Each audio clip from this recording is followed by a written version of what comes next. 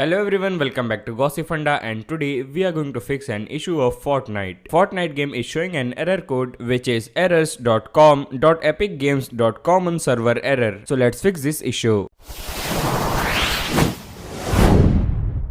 So as mentioned in error code, the following error is a server issue, and as a player it is very frustrating. But the worst part about this is that you can't do anything. You can do only one thing, that check your internet connection and wait until the servers get repaired. Check server status time to time, and to check server status simply search Fortnite server status, click on this website. Here you will see many game options, select Fortnite and you will see different options. Right now everything looks good, and that's why the game is working properly. You can follow Fortnite status page on Twitter to get the real-time updates. It will be a safest option because here you will get every information about game and server side issues. I hope this video helps. Make sure to like, share and subscribe.